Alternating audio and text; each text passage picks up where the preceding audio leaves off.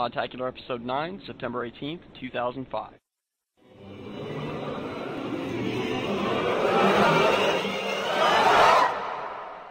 Podtacular.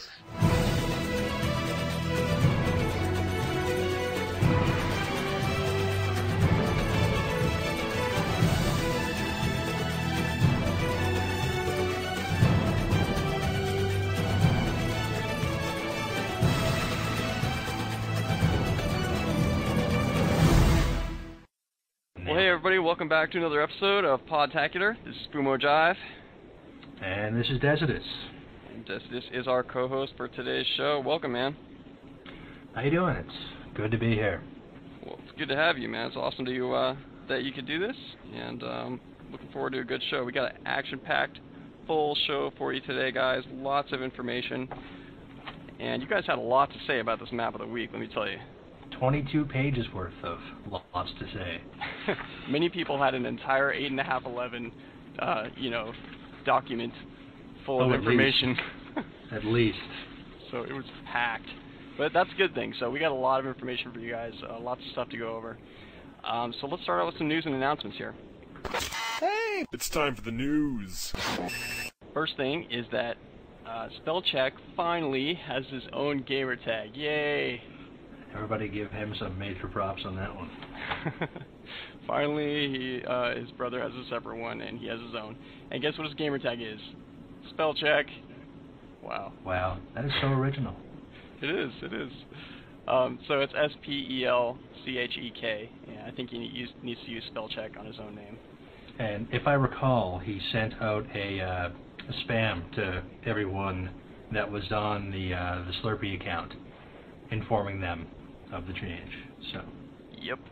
So if you want to send him a friend's request and get in before he has a full friends list, if he doesn't already, then feel free.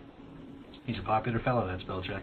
He is. So if it's full, don't be mad or something, and don't please don't send either him or I like clan messages that say, "Hey, can you drop someone off your friends list to put me on there?" Because the thing is, I've done that a bunch of times already, and it's gotten to the point where I don't have anyone that I want to drop off my friends list anymore. So please be courteous in that respect. Thank you. There you go. What else? We got some clan issues, right? That's what I hear.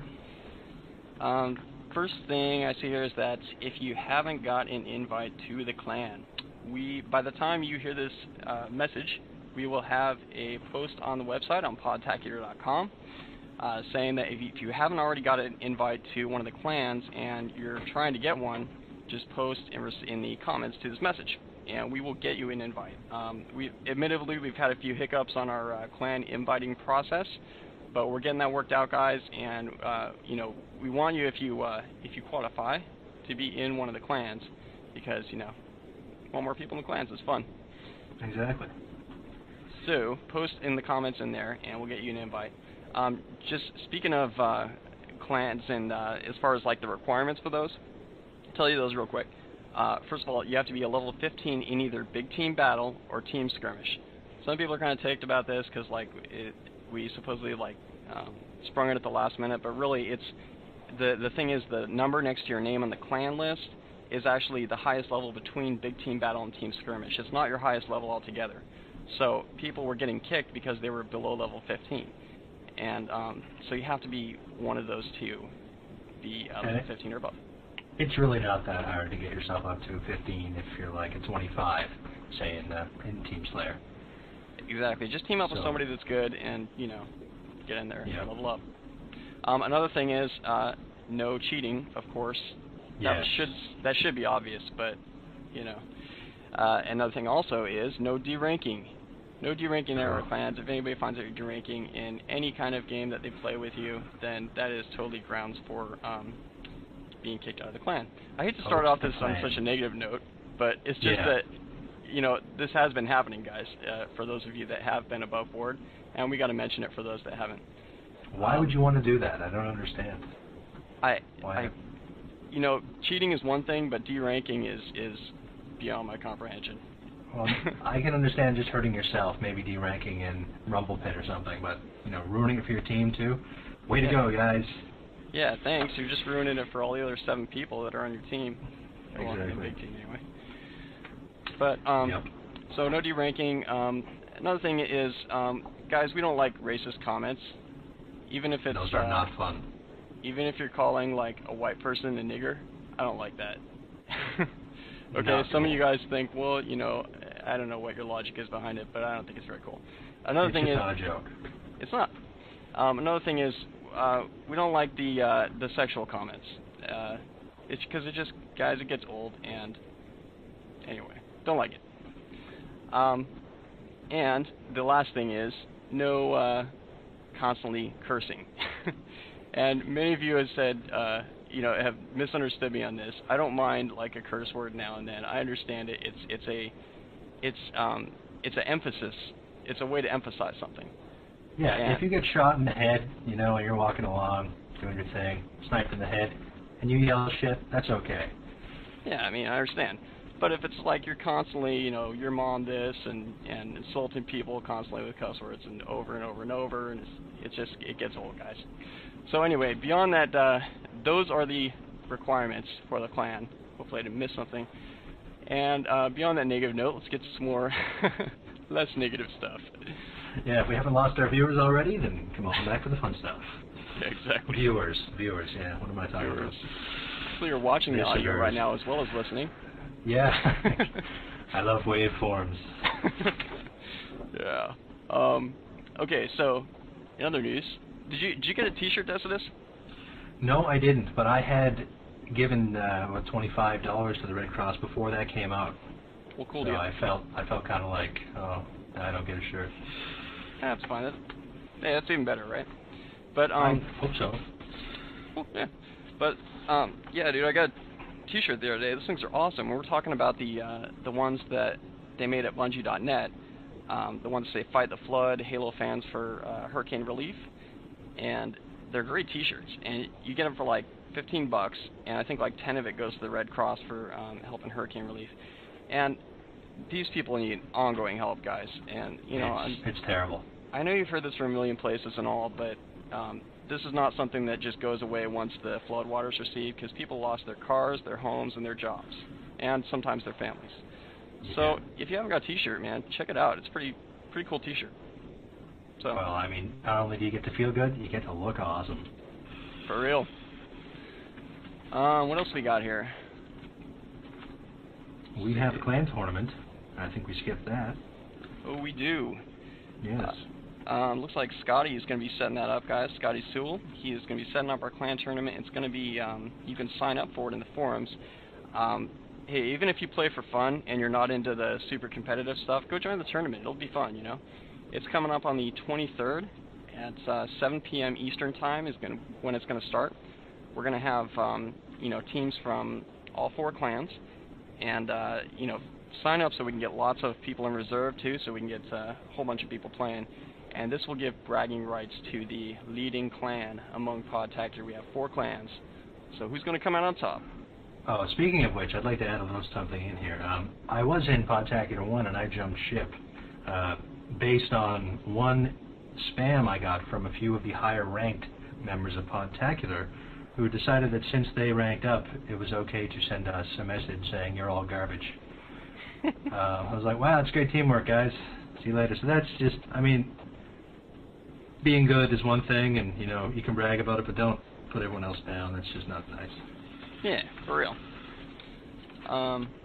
Let's see here. What else? Other than that, everybody in the Podtacular clans are normally fantastic people. No kidding. And man, we got a lot of competition going on between our clans now. Oh, big time. Yeah. Everybody's, and for those of you that are not represented on the actual show, when me and Spelchek and Decidus and all of us start, you know, talking crap about which one's the best clan. Sorry. Yeah, exactly. Way it goes, man. We can't have 47 people talking at the same time here. So We could, but it just wouldn't be fun. Yeah, I've heard those podcasts, and I turn them off pretty quick. I can't even imagine. Yeah, everybody's constantly talking at the same time. So, boy, we got a bunch of news and announcements here. Keyboard Killer wrote in, and asked why we are so mean to British people. And I wondered the same thing. I don't understand it. It's weird. Leftover sentiments from the Revolutionary War? I guess. I have no idea. Oh yeah, I remember back in the Revolutionary War, man. I was so mad at the British people, and it just carries over to today, you know? I know. Taxation without representation. I know. I was so mad about that. Yeah, I still to this day I wake up at night screaming it, and I don't know why. Yeah, I hear you sometimes. Oh my. Yeah, they are very articulate, great people. You know, they are essentially your only ally in the current war. So these people are very supportive of how America works. So why be so mean? I don't understand it. They're super nice people, and you know they don't deserve to get such a bad rap on Halo 2. It's kind of weird. No, I know. Just because they talk different. It's true. It's true. Well, guys, we also have a PayPal button on the site now, and the reason for that is there are costs associated with this show, and we would appreciate it if you like the show, you enjoy listening to it, you get a lot out of it. Just buy me a beer or something, you know? Give me a buck or two. And, we'll work for booze. Yeah, really. I mean, it would be nice if the show could kind of support itself on that, and I don't have to pay for all this stuff out of pocket. So, you know, perhaps it would be a good idea to let the listeners know how much this actually costs you, because it's kind of hard for them to get behind something, or at least a round figure. Of course, I don't want you to go away. It costs me $10 a month for hosting, which isn't a lot, but you know, we also have occasional things we have to buy, equipment and stuff like that. So. Oh, exactly. You know, your back's up, guys. So just a couple bucks, you know, to help a brother out. If everybody gave $1, you'd be so far ahead. You know? Yeah. What's a buck? What's a buck? Indeed. So, got a couple other things here. It looks like. Yeah, we got a lot of news here. Yeah, big time. Big time. Would you like to continue with the few we missed on news and announcements? Yeah, I got this funny one here, dude. There's this funny one. Spelchek was listening to the voicemails, and there's a couple of people that have called into the voicemail number. You know, we have a one of these free voicemail deals that just you call it in, leave a voicemail, and then we get it on an MP3 file, right? So people call into the voicemail and they're like, "Hello, Spelchek. If you're there, pick up the phone." Oh my lord! They're like, "Hello, are you not there? Okay, oh, never mind. Okay, bye." And it's like, our voicemail is not connected to our cell phone, guys. Yeah, that's... How could they ever make that assumption? It's said from day one, voicemail. I'm not quite sure. I don't know where the leap in logic is there, but it's a big one. Certainly. Well, I think that's all we have that's big time on our news. We have one more thing here. We have new clan staff, Liquid Enforcer and Paradox are going to be on our web team here. In fact, they are on our web team and doing a great job. We're working on that new site, guys. It's coming along slowly but surely, and we will get it up with a lot of new features, a lot of cool stuff on there. It's going to be great. Podtacular.com. Okay, so on to some web resources. Why don't you start us out? Because since I did all the news, sorry. Well, that's quite all right. We've got the Halo 2 coloring book. I'm unsure as to what this is about, but it has a rather long URL attached to it, so I guess we'll have that in the show notes for you. But, I mean, how much more fun could you have on a Friday night with no friends than a Halo 2 coloring book? That's right, man. Friday night is Halo 2 coloring book night in my house. Same here. It's just all I do. Well, there's also a really cool sticky style video we saw on HBO. If you guys have seen the first sticky style video, there was a sticky style 2, the sequel, Judgment Day, on HBO. Okay. So halo.bungie.org. You can look it up in the news. It's probably in some of the recent news you can find there, or just check back in the archives. And it's just, I just mentioned this because they have the most amazing, very long-range sticks with plasma grenades that you've ever seen. It just blows my mind that he could even do it. Now, But, are they setting them up like that, or is it just things that he makes happen in matchmaking? Well, it's in the single-player game, so which is crazy. Oh, that's even crazier. Yeah, because they're actually, they're at very long distances and they're moving, and he'll throw a grenade and then zoom in with a sniper rifle. He'll have to zoom in 10 times just to see it stick, because they're way far away. It's so cool. And then, there's a bunch of close-range stuff, too, but, yeah, guys, check it out. It's pretty neat. What else we got? We have Spreadshirt site for Halo fan. Yeah, Again, this guy... you'll have to inform me here. Okay, yeah, I don't describe these things very well, I guess. This dude set up this Spreadshirt site, which I guess is a site where you can upload graphics and make T-shirts, and he can actually make some he makes some custom graphics based on people's gamertag insignias within Halo 2, and a couple other things. He has some pretty cool shirts on there for Halo fans. If you want to check that out, we'll have that in the show notes. Excellent. And let's see, we have a couple custom game locations, right, where people can get those? Yep, big time. Yeah, we got Halo2Customs.com is one of them, and Halo2GameTypes.com is another, and we'll have one or two more URLs for you guys that are some good places to find those. If you want to pick up some cool custom games, it's kind of fun to play with, a couple people, not have things that are, super competitive all the time. So it's a good distraction. Makes sense to me. And we've asked for it in the post, in the comment for the post and everything on Podtacular.com. There is now a Master Chief Confabulator widget for those of you that even know what that is. It's similar to it's basically like these little things that show up on your screen with this program called Confabulator, and there's this Master Chief one that's on Confabulator.com. That it's like it's just a big Master Chief action figure kind of thing that shows up on your screen, and you click them, and he randomly says different quotes from Halo 2, which is kind of stupid, but still I think that's amazing. Fun to mess with. And the real big thing here is it's a confabulator widget, which allows all Windows users and any Mac users that come before Tiger to actually use these things. So, right, it's great. Okay, well, on to some general tips here. I'm sorry, but did you just ask for Help! Help me! It's time for this week's tips. What do we got first? We have Jedi Knight 101, and he sends us, here's a tip that really helps me. If you're playing any type of game on a map with a teleporter, you can jump through the teleporter, which I thought was kind of obvious, but then I realized what he meant. He means while you're moving, jump through it. And apparently that propels you through there, so if they're waiting behind it for you to smack you in the back, they can't get you.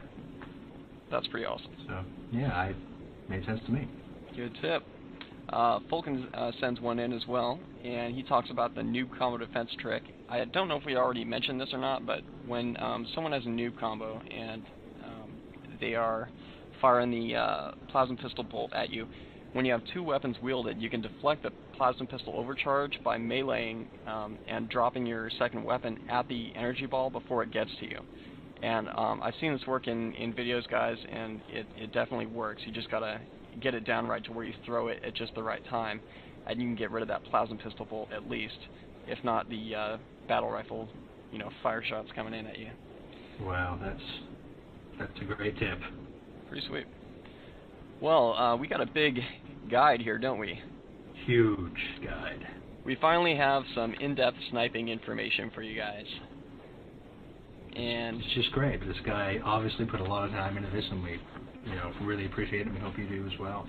Definitely, definitely. So this comes from Devin Daniels, and this is the sniping guide, and it's pretty long, so hang in there, and hopefully this will help you guys get better at sniping. I know I need it because I suck at sniping. That's okay. We still love you. Well, thanks. You can go up behind a sniper and melee him in the back. That's my favorite thing in the world, probably. Okay, so why don't we just go back and forth on this? Sounds good. Okay, Section 1, sniping. This is purely what you can do with both snipers. Devin says that he feels that sniping is an important part of the Halo series, so you need to get as good as you can with it. So part 1 is... That leads us into patience.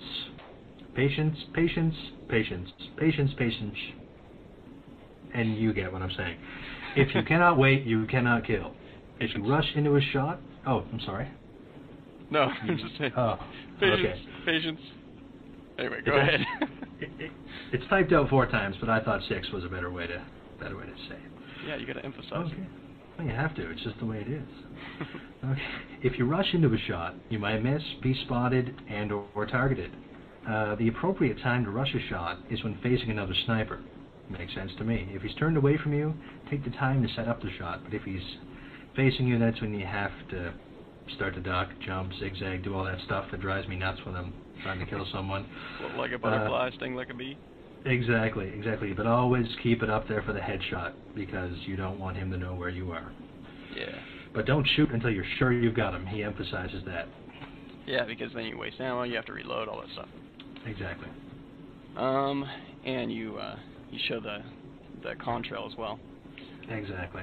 That's okay, so part 2 is headshots here. And you will hear this everywhere, he'll say it too, is that headshots are the most important thing you can do in Halo. Apart from saving your ammo, it may also save your life. People usually don't have a chance even if you're getting body shots, but 2 flashes or trails are actually pretty easy to spot. A single one is much harder to spot. Another sniper will have a much harder time tracking you if tracking you off one contrail than 2.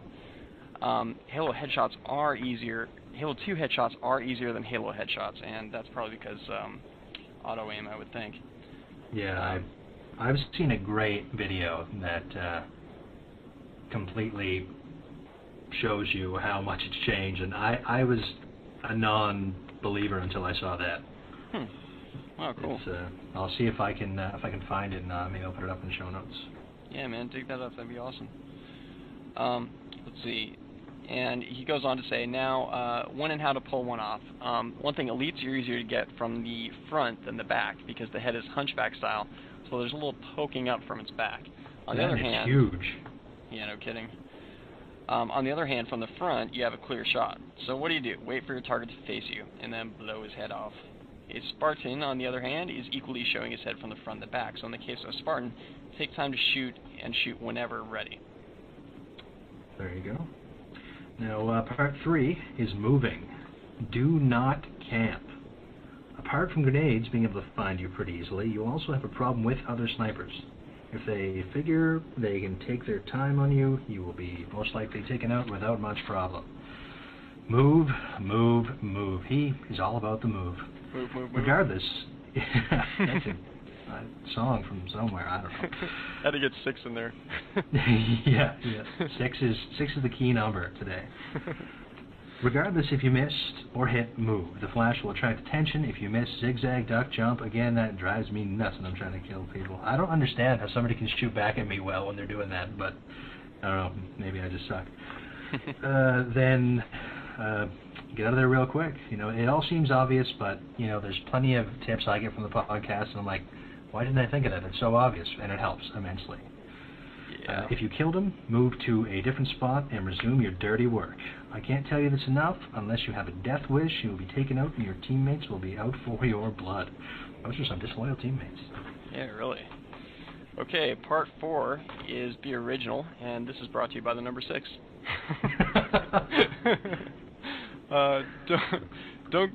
He mentions, let's see, don't go too well. Okay, am I missing something here? Don't go into. Aha. Don't go into well-known... Aha, that makes sense. Don't go into well-known sniper spots like the fort on Ascension, the tower on Coagulation, and the roof on Zanzibar. Move, create, and adapt. If they found your favorite hiding spot, then it's not a hiding spot anymore, and you're in trouble. Not because you have no place to snipe from, but because you, of course, allowed yourself to have a favorite spot, and that's suicide.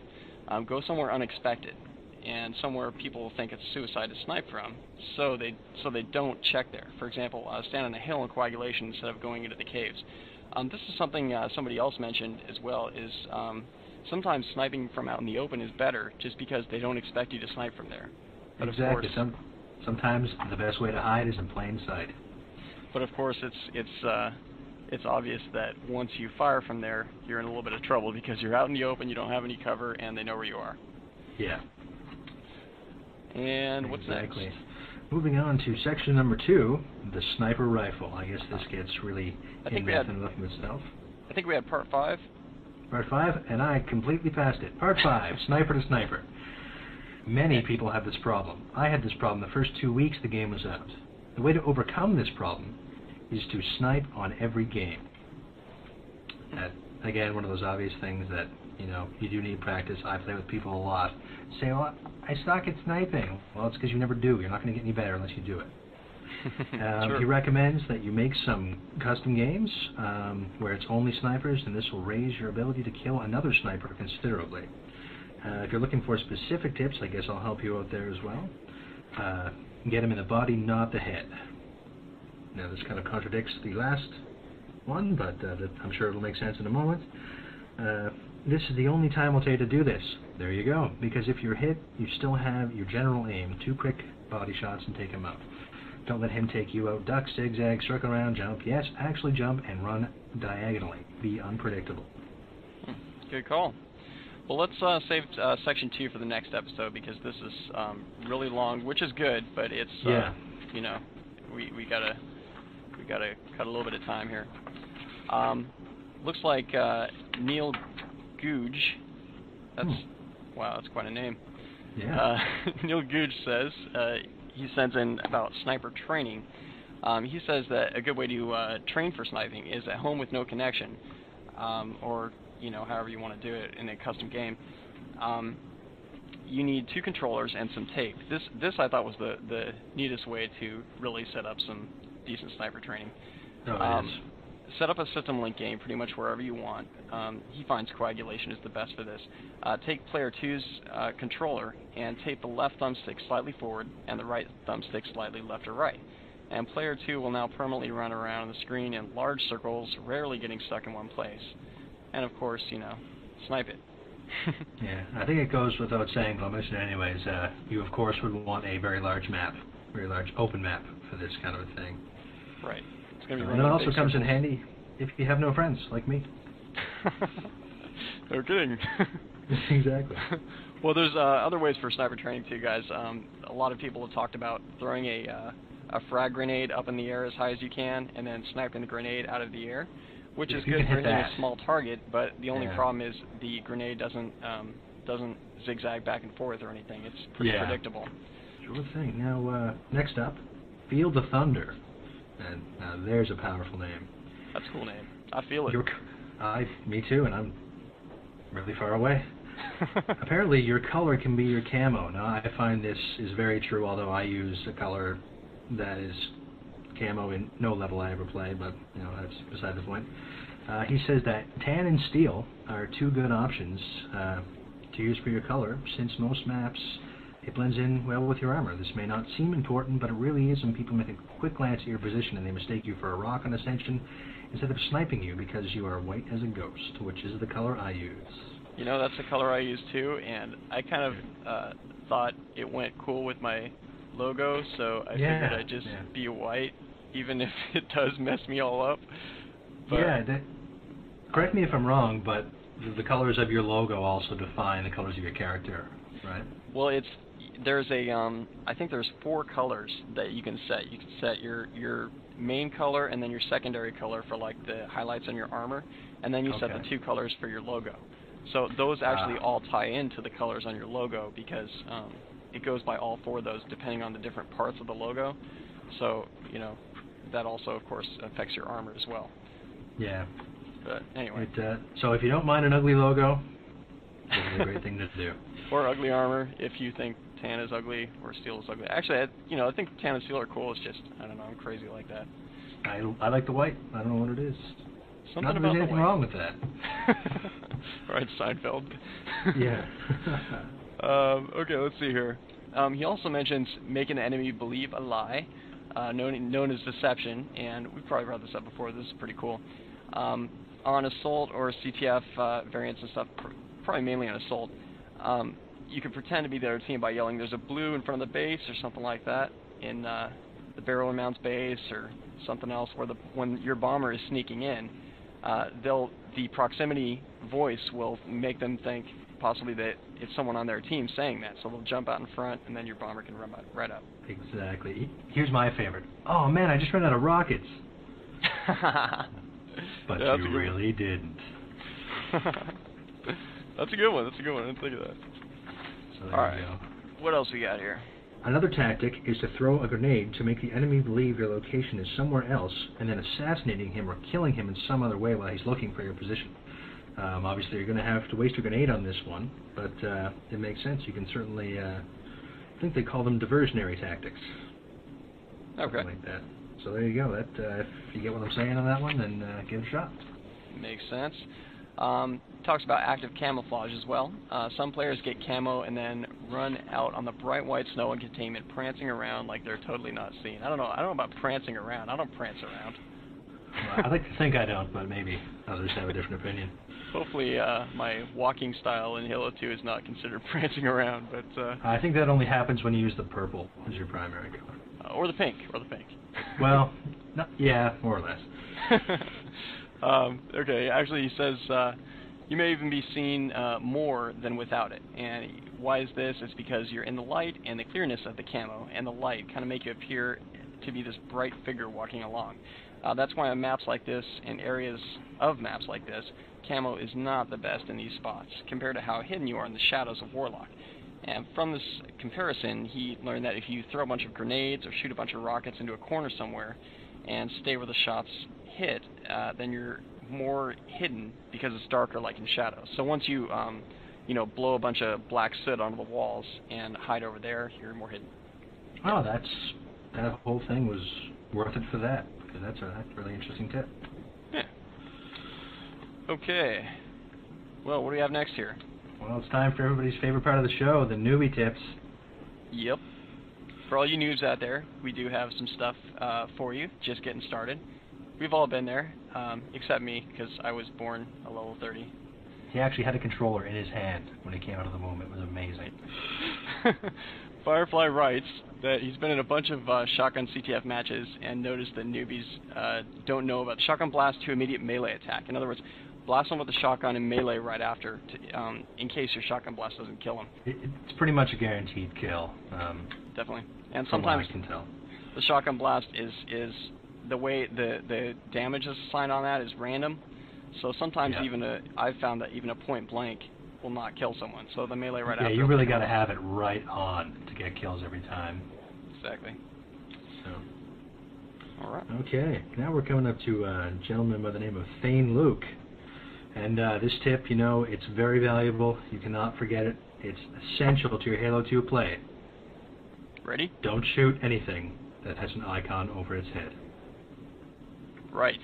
And on the converse of that, shoot everything that doesn't have an icon over its head. There you go, and that's your key to victory. You'll be a 40 in like 20 minutes. Yeah, I know. I'm going to stop right now and just play that. That way. That's a good idea. Just use that one tip, and I'll be with the Halo over my head anytime now. You're awesome. Right. Anyway. Okay, I'm number Q. Says, I don't know what number Q is, but... Q isn't a number, though. That's not even right. Yeah, dude. Change your name. Because we said so. Must be some kind of inside joke. Yeah. When you spawn, go to the top tower or someplace where you can see a lot of the map and wait until someone has fired a shot. Then follow the trail of smoke or plasma and snipe the person who fired it before the other guy does. So, follow the contrail to where these guys are. This works on the BR and on the sniper rifle. And ideally, you're going to want to have a sniper rifle before trying that. True, yeah, to be able to hit them back. And for those of you that don't know what a BR is, if you're a noob, you might not. It's a battle rifle. Yes, they are the best weapon in the game, in my opinion, because I annoy people with them constantly. They're super flexible, short range, mid-range, long range. Exactly. If you know how to use them, you can use for almost all three. Those and a few frag grenades, just as good as a noob combo if you know what you're doing. Yeah, definitely. No kidding. Okay, what's next? we're on to the Moonite, as I believe how you pronounce it. Noobs should listen to Podtacular. Why, thank you. If they don't, and they get good out of a miracle, they're old bee newbies. Huh. That's a new term by me, so Old because bee I'm old, newbies. I don't understand. I think it's the old as opposed to new, and I don't understand the whole thing, but Maybe yeah. it's because we're old. We don't understand it anymore. Yeah, we're too old for this. That's not fun. Okay, without Podtacular, you are not good. It is a fact of life. Wow. You heard it from the Moonite first. Yeah. I mean, we would like to say it, but he beat us to it. He did. Okay, well, on to, let's see. We're just going to skip big team tips for map of the week this week, because we have so much map of the week stuff to cover for you guys. It's lots. It blows my mind that how new this map is to probably the majority of people, because I didn't pay for it. I paid for the last one, but then I'm like, we'll get a few weeks before it even ends up in matchmaking, so it's not a big deal. But there's probably more on this than there has been before. Yeah, it definitely, as far as like map. the amount of information people write is the most ever. So. All right. So first one we got is from Lemon. Love that name, Lemon. Lemon says. I want you to read the whole caption with that accent. Hey guys, I have a nice deal for Relic. I'm so horrible at that. Okay, I'm just gonna stop there right now. I thought it was great. Great in the funny way, and like a make fun of Boomer Jive way. Okay. So Lemon says, it's a nice tip for Relic since snipers own this map, and that's probably why where the majority of these tips come in is, and that's why this is the sniper episode. Once you have the sniper, get on the base near the tip where the flag is, and there should be some dividers that you can jump onto. If you jump onto the one farthest toward the tip of the base, right under the giant tower that lights up, when you open the teleporter, you can see the whole back of the base and the entire beach. And this is useful because nobody ever looks up there, if you stay in the shadows, that is. And you can hit people charging your base or spawning on the beach. And this tactic is especially good for one flag assault or CTF if you're defending, even though there's a limited view. So thanks, Lamone, for that. There you go. Except that now everyone's going to look up there, but that's okay. Yeah, those of us that listen to this podcast will be looking up there. Exactly. It is a decent place to hide. There's quite a bit of shadow there, but you are rather vulnerable, so make sure you have something that's got good long range up there. And an escape plan. Yeah, exactly. Run. Good plan. Broken Leviathan. Yeah. That's a good newbie tip right there. Yeah, run. Don't drink the water. Okay. Broken Leviathan says, when held down by a snipe-happy team, the best response is to man the ghost and warthog. Of course, it's a lot harder to snipe you if you're moving quick. You can drive up either the backside of the mountain around the crashed dropship and say hello to anyone who manages the oversight of expecting only a frontal assault. Just make sure you have the rockets or your warthog may become a rolling triple kill. Well said, Broken Leviathan. We all know how often that can happen, which sucks. I just drove it off into the water the other day. I think I was playing with Spelchek, actually, and I apologize profusely. I forgot. And the water on this is like the water on Headlong. You fall into it and you die. Yeah, exactly. So it's kind of weird. You would think you'd be able to walk out on this, but I guess this is a gigantic mesa in the ocean there, to where you just drops right off in the end. Yeah, there you go. Okay, well, Rhino71289. That's probably a lot of numbers. Fault. Wonder if it's a zip code or something. Maybe it's a social security number. Oh wow, I'm totally identity thefting him. Of course, maybe part of Rhino is part of the early numbers. I'm reading way too much into this. Yeah. Just let it go. Okay, he says I'm going ought give you guys some assault and CTF tips. We know what you meant, but I just thought I'd say it the way you wrote it anyway. I think it's better that way. Yeah, it gives a little flavor, you know? It does. If you're on defense on assault, open the teleporter and have everybody go through except for one guy. He can go get the ghost and rockets and stop their warthog. All of your other players should just use whatever weapons they get to stop the bomb on the beach and keep it there. This can also surprise their sniper. It doesn't work too well on CTF, but it can sometimes be devastating. There you go. Devastating. I love that word. favorite word. Next to headshot in the old version of Unreal Tournament. That was one. Oh man, that was great. Headshot. I actually still have that for Mac OS X, and it's such a blast to play. Nice. Something I was thinking we might want to add to the Map of the Week tips is perhaps what level you think these tips are likely to work against. Because as you move up in the ranks, strategies change significantly. They do. And it's not hard to see. So maybe that's something we can look into in the future, but other than that, it's going great. Mason C2K says, I thought I'd include some tips and tricks for this sweeps map. Well, thank you. You may already have some of these, but in case you don't, I'm writing them anyway. So I don't think we would double them up, so let's give them a go.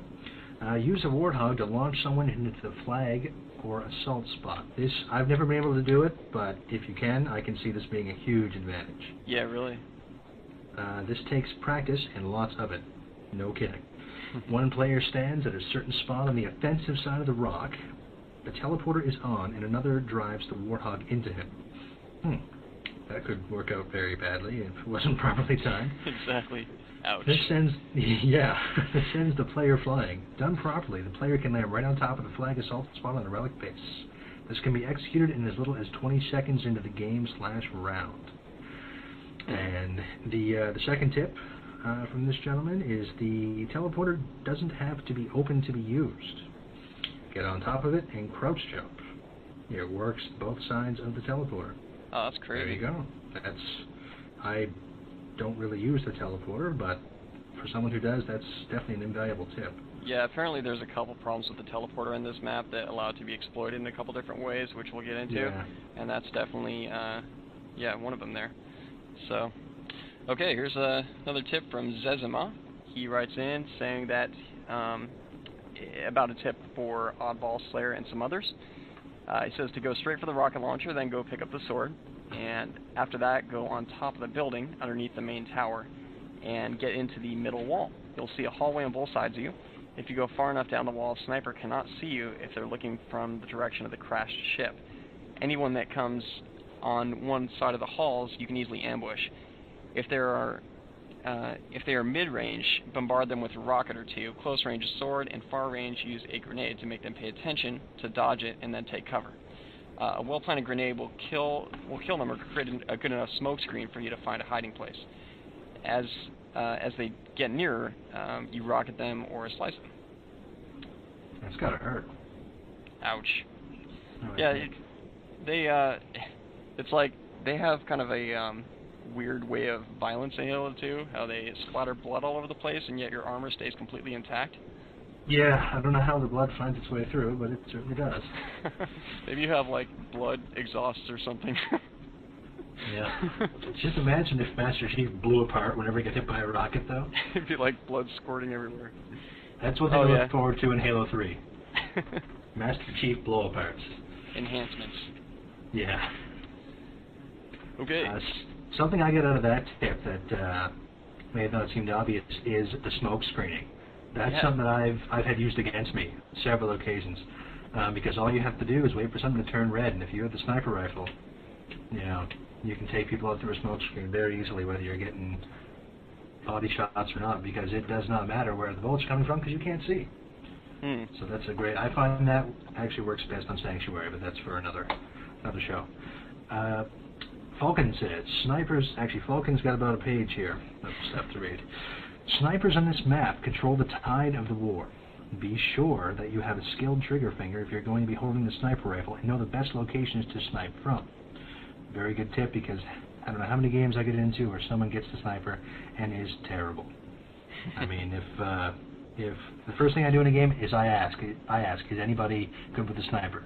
If nobody says anything, I nominated myself, but if somebody has,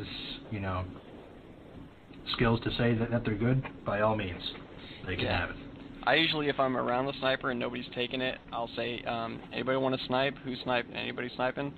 And if nobody answers me, I pick up the sniper and snipe, even though I suck. It's better than nobody sniping, and it's definitely better than them getting the sniper. Yeah. Oh, exactly. And don't run in and lose it to them. No kidding. That goes for every map. Yeah. Now, continuing with Falcon's novel here, sniping from the sniper tower and the rock formations at the Pelican are spots that are bound to have you looking at your corpse in no time. If you start on defense, it's a little difficult to get to the sniper and back to cover without taking some kind of fire from the other sniper or from some battle rifles. So to combat that, take the ghost that spawns at the back of the base.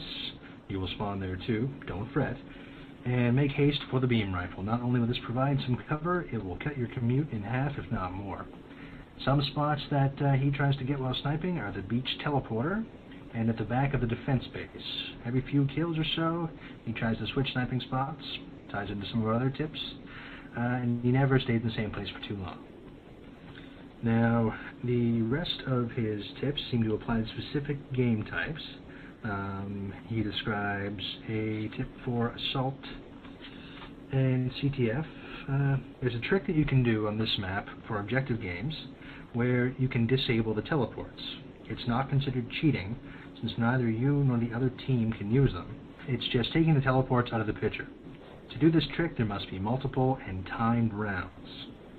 When there are 10 seconds left in the round, get ready to hit the switch for the teleport. Once the round has ended and your screen has gone dark, hit the switch. At the beginning of the next round, the teleports will appear to be open, but they will not work. Wow. Pretty cool. You can walk right through them without teleporting. If you're the connection host, you will see no change. Okay, I don't really understand a lot of the stuff behind connection hosts, but maybe that'll be a topic for a future show. Yeah, some people are really into whether or not they're the connection host. You know, I just play the game. And Exactly. I can't change whether I'm the connection host, and it's not like I'm like the juggernaut if I'm the connection host. So yeah. Just play, you know. From what I hear, it's a slight advantage with the firing rate of your battle rifle. Shotguns and stuff like that. But exactly. I don't know. I just play. Exactly. The only time it makes a difference is if someone is intentionally manipulating to get host, which probably happens, but you know, that's the name of the game. Yeah. But if you aren't the connection host, they will appear to be open.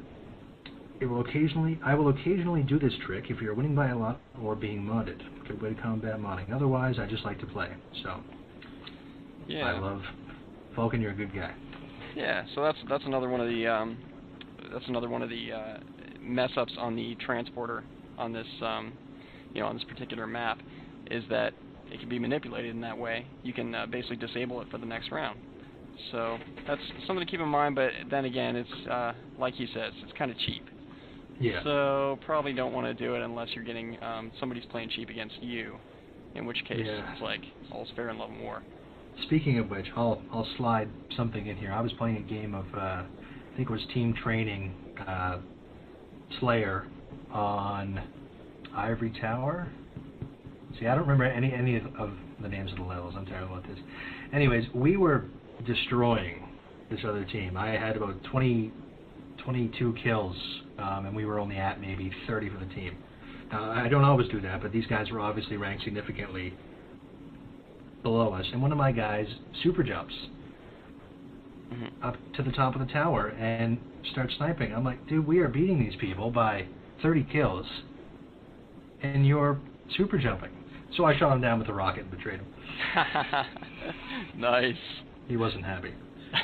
Well, he deserves it, obviously. Yeah, I mean, I can understand, you know, if it's close. We were destroying these people. It just wasn't polite. Yeah. So, there's a level of politeness that you try to stick to in this game. In life, generally. I would say. Yeah, the rest of life you can do whatever you want, but this game, no. Okay, so G.A. Lewis says, even though most will not agree, the teleporter can be used as an advantage for the defensive team in flag and assault game types. Once you spawn to the map coordinate, coordinate one of your teammates to take the ghost and head for the rockets. Once the rockets are in hand, have that guy go back into the ghost and make his way for the teleporter. Open up the teleporter and have him sit on the inside room as the offensive team will try to use the teleporter as a quicker route to the defensive base. Also have the rocket launcher guy hold either a battle rifle or carbine, and he can go between the two teleport points and cause havoc on both sides of the map. And this also, he mentions, it works well in Slayer matches, especially in snipers, to switch between the two teleport points to avoid enemy fire. By doing this, you basically control both ends of the map. And he also mentions in both Assault and Flag variants, the teleporter is a good way to lure enemies, but it usually doesn't work for very long as the opposing team will catch on. At the tail end of G.A. Lewis's tips for us, he mentions that snipers can be very overrated on this map. I happen to agree with this. Most people fear and worry about them too much, but a couple well-placed rounds with the battle rifle can easily take out a sniper. I can't, count how many times I've destroyed a bad sniper with a battle rifle. So, yeah, no kidding. There you go. They're not, of course, a weapon is only as good as the person who's holding it, so don't be too scared. But if you walk out there and it's an instant headshot, take cover next time. Definitely. On to RizKid543. I guess he's the 543rd Riz Kid because the first 542 were taken. That's a lot of Riz Kids. It is. It is. Everyone I know is named Riz Kid, I think. I know. Mostly my family, but a few people I know. Yeah, it's my mother's name. Anyway. RizKid Jive. RizKid says the giant construct in Relic makes for a formidable base in one flag CTF. In fact, that's what Relic was designed for. The geometry of the map changes with the game type. In one flag CTF, the ramps on the side of the Relic compound are removed, and teams will funnel through the teleporter instead, or use the Warthog, or just creep up along the beaches and get into the base. The flag, he mentions, is located at the top, of course, of the Relic compound, and can be grabbed and tossed down easily to a waiting Warthog, which is definitely a good tactic to use. Take notice of the lengthy 2-minute respawn time on the rocket launcher on Relic, and when a team controls a rocket launcher and a vehicle, the opposition will be in for a rough attempt. The Ghost can be used to quickly grab the beam rifle as well near the lift tower, and sniping from the lift tower seems like a good idea, but really it's a pretty predictable location to snipe from, and sniper fire on the way back is inevitable. When defending the flag, the opposition will have to make a long walk up to the Relic construct and get to the flag. If you're aware of where the attacking team's sniper rifle is, placing the beam rifle up in the Relic construct near the flag, covering the entire base will give the defending team an advantage. So some of the things he sends in, and there's a lot more, but limited on time. So we might do one or two more of these and get right on to some custom games. Definitely. Gemini Ace comes to us with, on defense of a CTF or bomb game, get the Ghost and drive up to the base. Park yourself under the arch right before you get to the flag and look backwards toward the rear of the base. If you are directly under the arch, for some reason the arch disappears, and you have an unobstructed view of the other team approaching, then just sit there and call out where you see the other team coming from and let your guys take them out. Well, that certainly seems to be exploiting a bug, but if everyone can do it, I'd try that out in a custom game first before you do it to yourself in a matchmaking game, but yeah. So there you go. That's an interesting one. Well, cover one more here. Let's see, Zigny, XYGNI, writes in. I don't think that's going to score in Scrabble. No, that's... I think that's beyond the rules. He says, if a few enemies are in the Covenant Sniper Tower, that is, get the rockets and shoot 2 at the tower, apart from a point where you're facing the water. If the blast doesn't kill them all the Sniper Tower will usually fall off the lift and launch the rest of them into the water.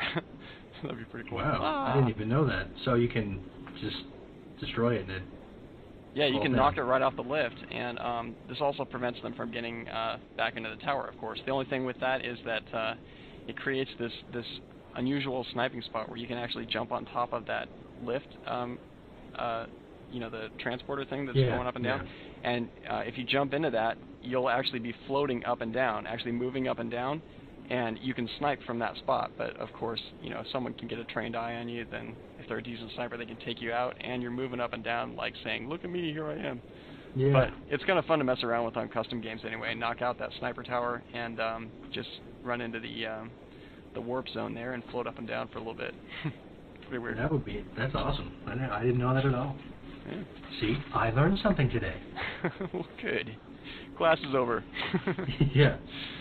Well, let's move on to some custom games. We've got plenty of those to cover as well. You had a custom game you wanted to talk about, right? It's the custom game type of the week. And guys, we have so much. I mean, I'm skipping through what, 3 or 4 pages at least of more stuff that we have sent in here. We wished we could have said everything, but I'm still turning pages to find my way to the custom games. So that's a spectacular response. Yeah, thanks for sending those in, and keep sending stuff in. We just can't get to everyone, but keep sending them anyway. We may get to your stuff. I can safely say that if we had read everything that our listeners provided, it would be at least a 3.5-hour podcast. I'll bet you're right. I wouldn't doubt it. So we probably would have doubled the time already spent in the Map of the Week section. Exactly. Okay, so first custom game we got here. Let's see, it comes from The2Cheat, and he calls it Rocket Man. The main point isn't to kill, but to do some flips with the Warthogs, and this looks pretty cool. Basically, you just get Warthogs, rockets, and overshield, and one person needs to drive while the party leader or connection host or whatever rides on the passenger seat. The driver drives off a hill or ramp, and the passenger has to shoot a rocket at the side of the hog while he's going off the jump. While they're going off the jump. And the idea is to get as many flips as possible, and his record stands at 6 flips. So see if you can break that record. Wow, that's impressive.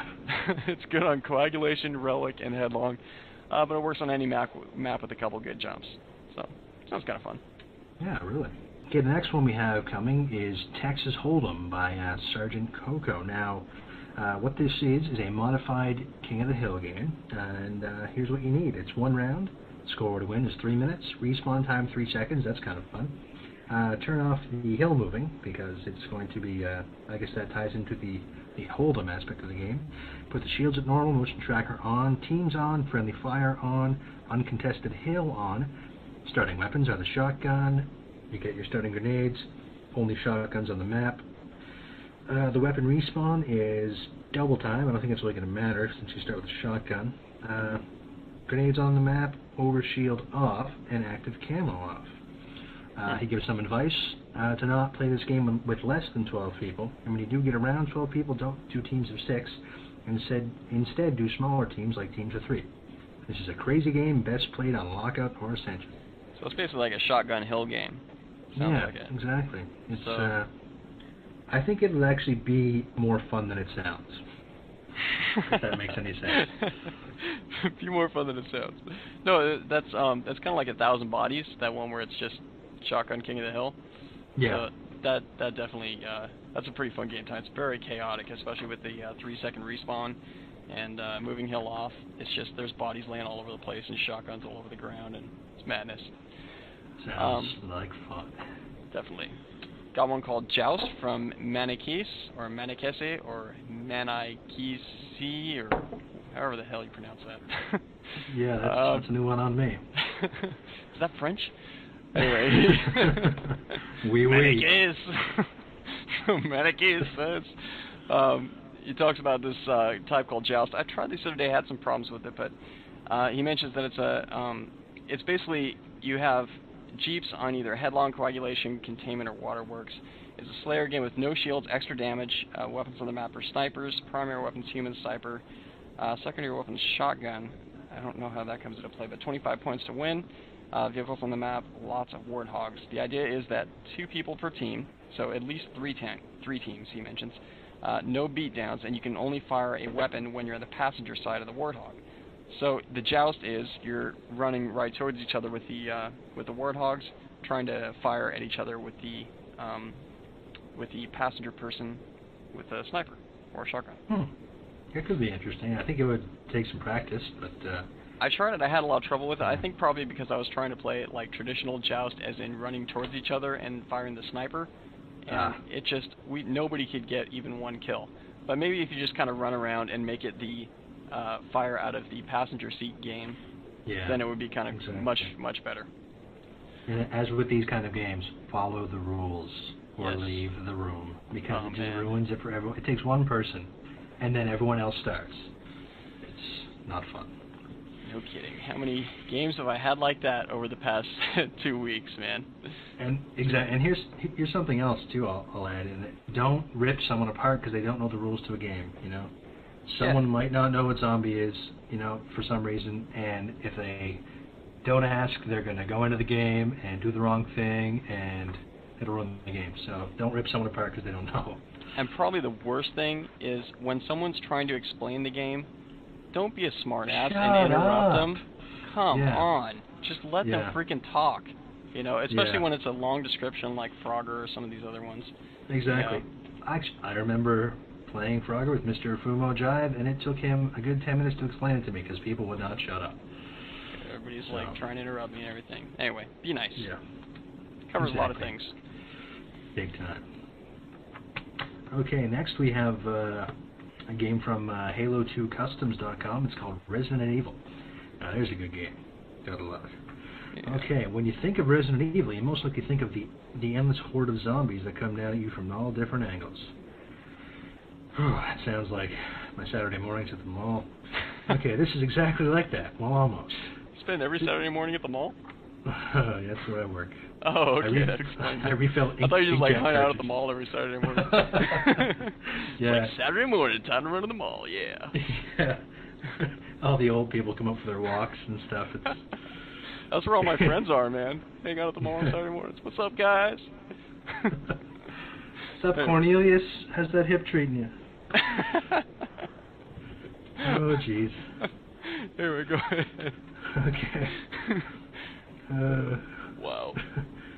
Oh, wow, I don't even know where I am. Okay, this is exactly like that. Well, almost. This game is mostly like Dawn of the Dead, except holding out for 15 minutes. Yeah, 15 minutes to detonate a bomb inside the zombie stronghold. I like where this is going. As always, you start out with 1 to 3 players as zombies, and the rest as humans. If you're red and die by a green, you switch over to green. Standard zombie rules. Zanzibar works with any number of players. If you have at least 4 to 9 players, you should stick with Zanzibar and Foundation. While if you have 10 to 16 players, you should go to Headlong for a Royal Rumble.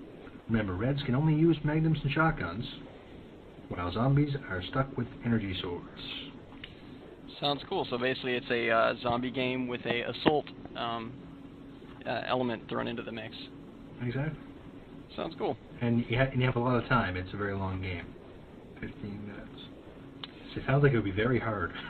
It does sound hard, actually, because, you know, their team's changing over and their team's growing the whole time, so it sounds pretty crazy. Yeah.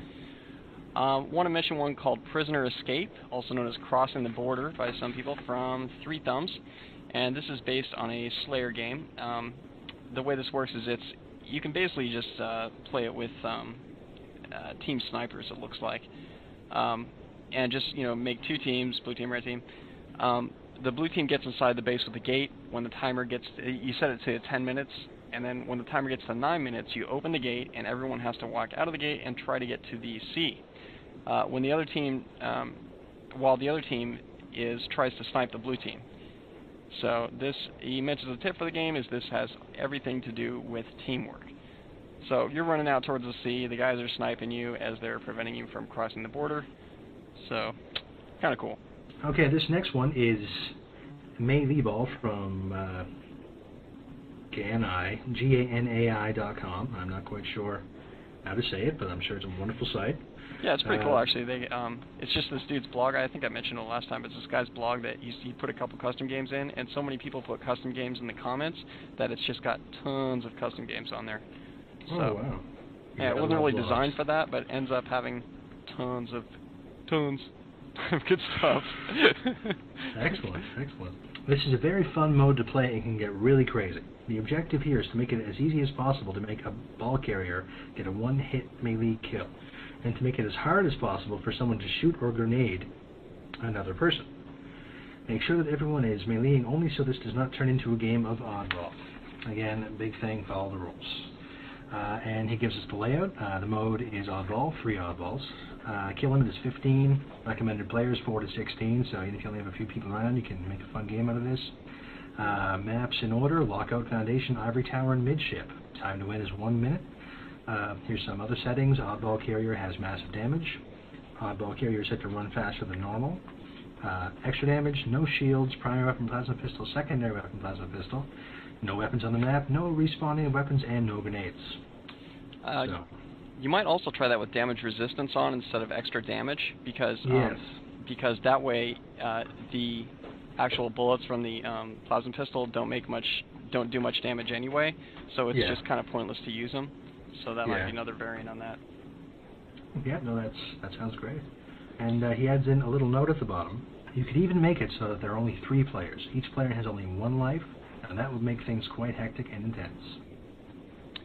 Cool. Well, we got a couple more for you guys. Thanks to the people that send these in and some other stuff. Okay, I got one called Michael Jackson from Ganai.com. It's kind of rough on Michael Jackson, but it looks hilarious. It's funny. The Juggernaut is Michael, and everyone else is a kid. The children have to hide from Michael, who has to go around singing, "Ow!" and "Jamon!"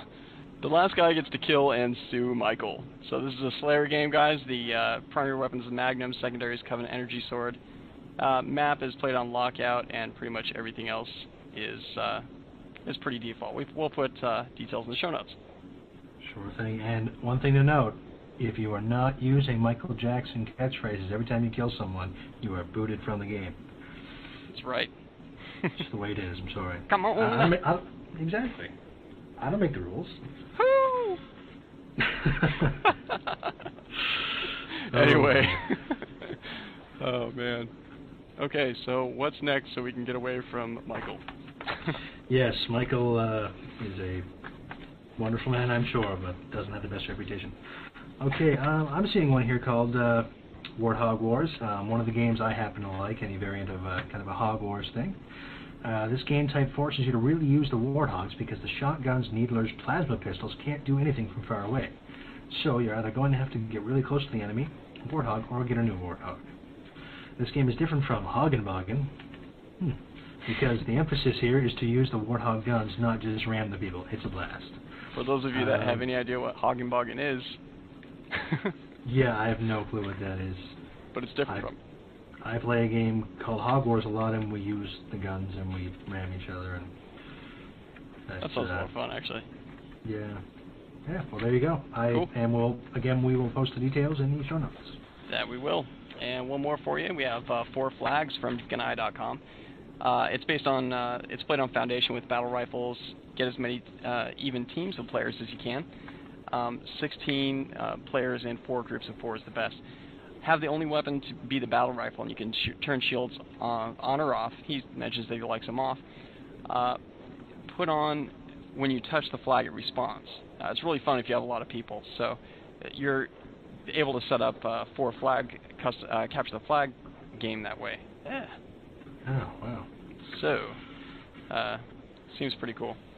I've never played capture the flag with more than 2 flags, so it sounds pretty neat. No. Yeah. So can you move any flag to any other base, or how does it? I don't know. I haven't played it. I'm gonna have to try it out and see how the heck that works, because I would think that, I don't know, maybe you can just grab any flag. I'm not sure. It's weird, but it sounds except for your interesting. own, I guess. But yeah, no, certainly. Certainly. Okay. Well, I think that about wraps up our custom games for the week. Certainly does. So I'm sure, guys, we followed through on our promise of having a lot of information for you this week. Lots of stuff for you to mull over and try out. So, Big time. Hope this helps out. Certainly. And just so nobody forgets, when I'm back, so's the rant. This will be good. Everybody loves the Decidus rants, man. Oh, I hope so. I worked so hard on them. So, without further ado, live and unrehearsed. Okay, here we go. It's time again for your Podtacular rant featuring Decidus. This week's topic, modders on Xbox Live. You signed into Live for the first game of the night. Jumped in for a little bit of Team Slayer action. Your party is assembled and waiting for the countdown to end when you notice the blue team's party leader has named himself iMod for Life 069. Well, he must be kidding, because you can't mod matchmaking anymore. Oh, those silly people and their crazy names. As your game begins on Sanctuary of all places, come to think of it, how odd that these people with mod in their names end up playing there every time. Again, probably a coincidence. So, about 35 seconds into the game, shortly after your 37th death, you start asking your teammates, how can I jump 200 feet in the air and get one-shot kills? Guess what? You have been modded. Now before you go steal your mom's credit card and get your very own mod chip, let's take a minute to understand these clowns. Modders are a lower form of life. They've dedicated their online experience to ruining it for others. Such a noble cause. Right up there with hurting an animal and kicking another man in the crotch. Ouch. That's gotta hurt. On one occasion, I asked a modder after a game, why do you do this? To which he responded, because it's fun. How can I argue with that? I guess I'm just too old school for considering fair play to be fun. If you can't win, cheat. Blame the parents? No. Blame the teachers? No. I think you're going to have to look a little higher up in the ladder to discover how this mentality has become acceptable. But as always, this is just my opinion. Until next week, this has been your Podtacular rant. Woohoo! Awesome. Here we go. I love the Decidus rant. Keep it coming, man. I will do my best. It's good stuff. Sorry I missed it last week, but I was working and couldn't do a thing, and I was stuck for ideas. Oh, also, a side note, if anybody has any ideas for rant topics, I don't need the whole thing. I can write that, but just, you know, a small, simple idea can go a long way on allowing me to formulate some, you know, hilarious digs at things you guys hate. So, yeah, send them my way. Send them on in. And looks like our next thing to cover is the voicemails. So let's play a few of those, shall we? Some of the stuff people sent in. Here we go. Yo, what's up, Sumo Jive and Spelchek? I'm leaving a tip for Relic. I found out the best thing to do to own on the map like crazy is run to the nearest sniper rifle and cover the second sniper rifle. So if you're in the sniper rifle with the lift, make sure the sniper rifle by the dropship. Make sure you take everybody out around it, and from your high vantage point, you can see everybody. So rockets are not a problem. Anyone close is, you know, not too bad. Drop some grenades and take them out. Yeah, I guess that's my tip for Relic. Hope you guys get me in the podcast. My gamer tag is Great Cake. And yeah, I'm level 20. Hope to join your guys' clan pretty soon. Have a good day. Thanks. Bye. Hey, Fumo Jive and Spellcheck. This is Daniel Goodman, also known as Daniel251. I got some good tips for Relic. That little sniper tower with the Covenant sniper behind it, really not a good place to snipe from. You're totally in the open, and anybody with a battle rifle or any other sniper rifle can really hit you. The real way to go if you want to snipe is to take the human sniper, which is right behind the Pelican. Like when you start out, if you're on, I think you're on red team or blue team. If you go to the left of the Pelican and up that little hill, the human sniper is leaning on the wall to the right. You should see it. It's on a hill. It's visible. You can take it. Also, if you want to hide with like the bomb or the flag or something, you don't want to get shot immediately. If you jump on the middle divider on the top, right near where the bomb plant place is a really good place to hide. It's no one can see you, and you can plant the bomb right there, right outside the circle, and nobody will notice. I hate to seem like in favor of the sniper rifle, but it really does control the map on this level. If you have two people, or even just one person that's really good with the sniper, I highly suggest letting them use either the human or the alien, and just parking them somewhere, not necessarily in the sniper tower, but somewhere around it, maybe somewhere like right below it so that they're not totally visible, is actually a really good idea. Because, like even for guarding the base, if they stand over by where the Pelican is, they can see someone arming the bomb and just take them out. So, and that's a problem with this map. It's kind of open, but they do have a sniper on it. So it's like there's not a lot of places to hide. And like this map is really, really hard for a game like Team Snipers because everybody can see everybody at all times. So, yeah, that's all I gotta say. Love the show. I'm out. Later. It's a good song, guys. It's a good song. It's being made by rendition of it. It's called When Our Friends Become Successful. Ha ha.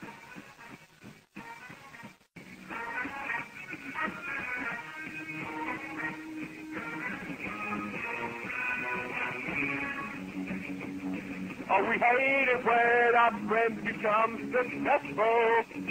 Oh, we hate it when our friends become successful. And it's no doubt it's worth it. We will destroy them. Even to life, we will destroy them.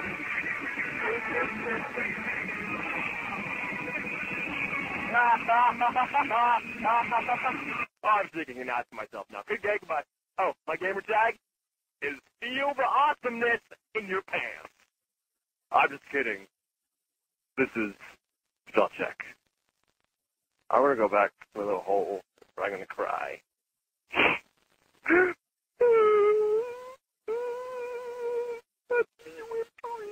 See you guys next week. I'm gone this week.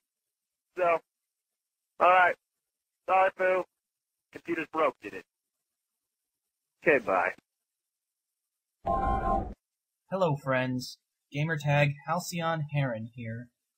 For your listening pleasure, today I have created Impressions of Arnold by The Grunt. You asked for it, Spellcheck. From Total Recall. No, stop. You're blowing my cover. No, stop. You're blowing my cover. Classics from The Terminator. Get down. Get down. Do it. Do it now. Do it. Do it now. And of course, Hasta la vista, baby. Hasta la vista, baby. Well, friends, that's all for now. Thanks for joining me. Remember, this is Gamertag Halcyon Heron. H-E-R-E-N. Who is your daddy and what does he do? No, come on, Grunty. That's enough. No, we're done now. No, hey, put that down. Hey, put that down.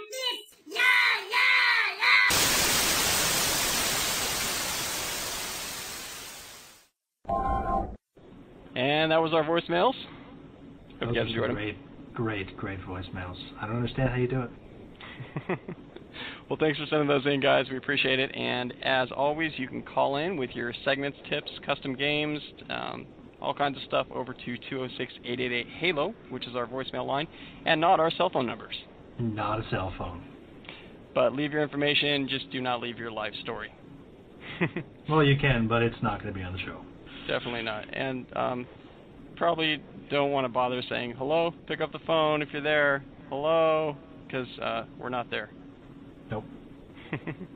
Also, even better than the voicemail, if you have a mic, just send us an MP3, because that would be, that would definitely be solid, and it'd be a lot better sound quality than the voicemail. Exactly, and that'll help tie everything in. Even if you only have a cheap mic, it's going to be 10 times better than anything that's coming over a voicemail. Definitely. So we have some shout-outs here. Shout-outs to Mendoza68. Shout-out to FRUM117. By the way, you owe me $10 out of that 20, man. Spellcheck, of course, who is not here today, unfortunately, because his computer is under the weather. In absentia.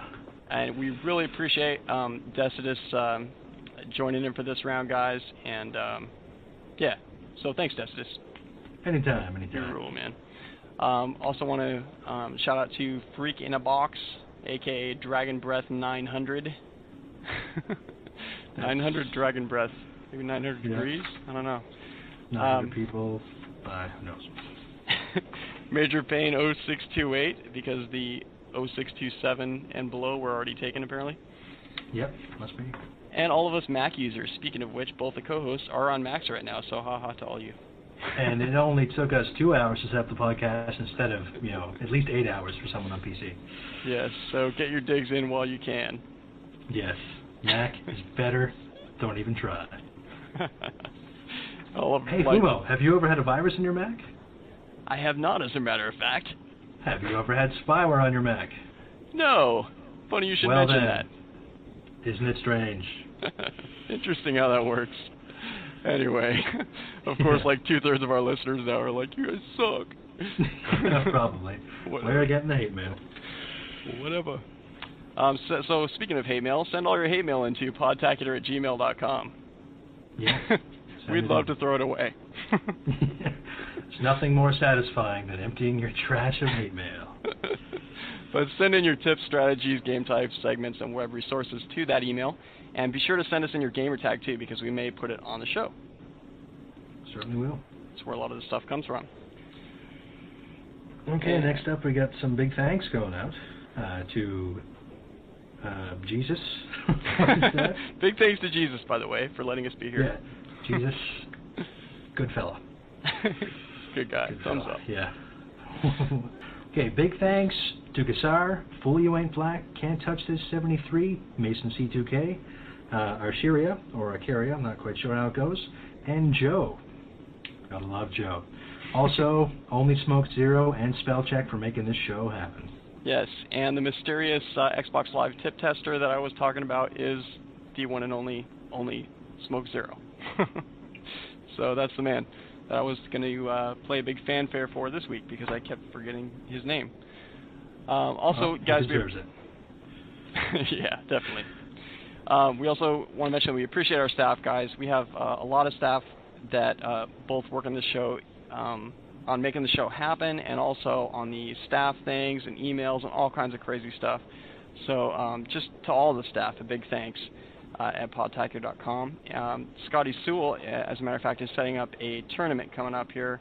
He's the one setting up that whole thing in the forums. So go to the forums, by the way, to find them. Go to podtacular.com, click on the link on the right side that says forums, and make sure that there's a thing that says join.